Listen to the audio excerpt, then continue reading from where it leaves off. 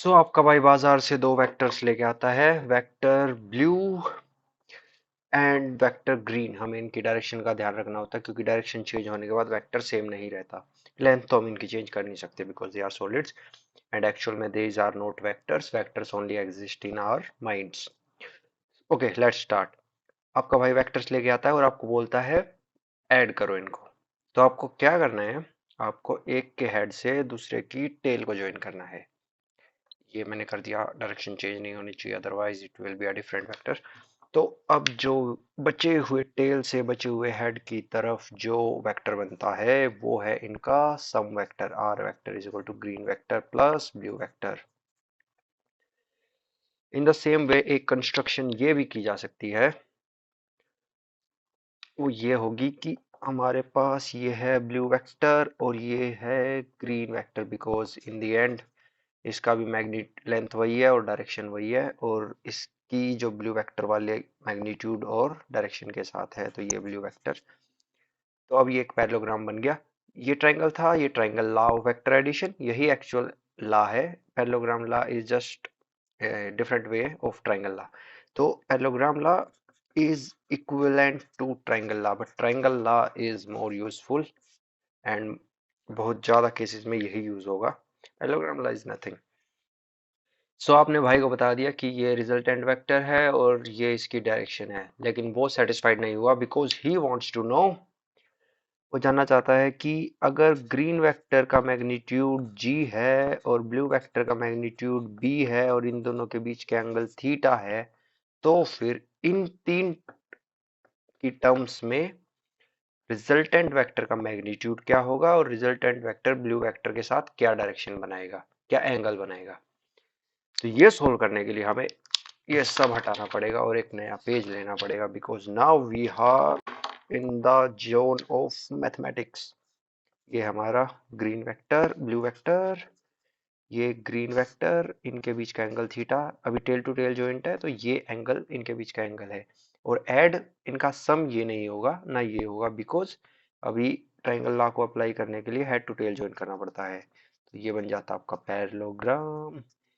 But parallelogram ना भी बनाओ, अब ये देखो इसका हेड ये ग्रीन वेक्टर, इसका हेड इसकी टेल जॉइंट है तो बचे हुए टेल से बचे हुए हेड की तरफ जो वेक्टर बनेगा वो इनका सम वेक्टर है, बी वेक्टर प्लस जी वेक्टर।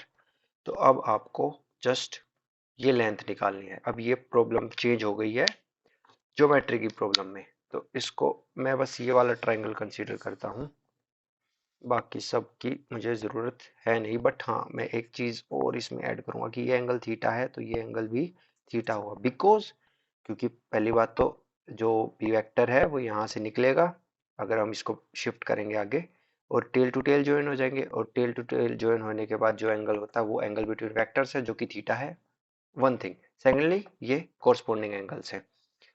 तो अब हमारे पास प्रॉब्लम बन गई है ये कि हमारे पास ये ट्रायंगल है, ये रिजल्टेंट का लेंथ, ये बी की लेंथ, ये जी की लेंथ, बी की लेंथ स्मॉल बी, इसकी लेंथ जी और ये एंगल है थीटा।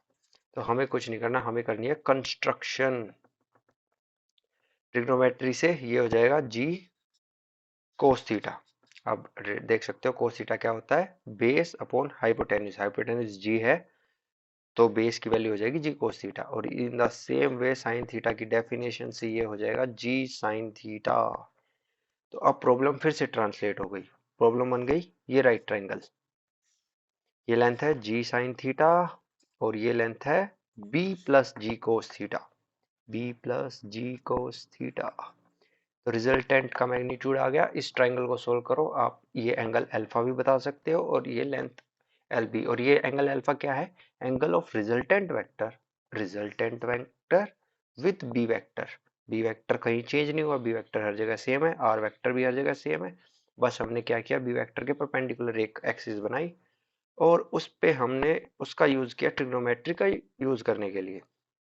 तो अब हमारे पास आ गया B plus G cos theta जी साइन थीटा और इस क्वेश्चन को सोल्व करो तो आप सब कुछ निकाल सकते हो एंड दैट इज इट।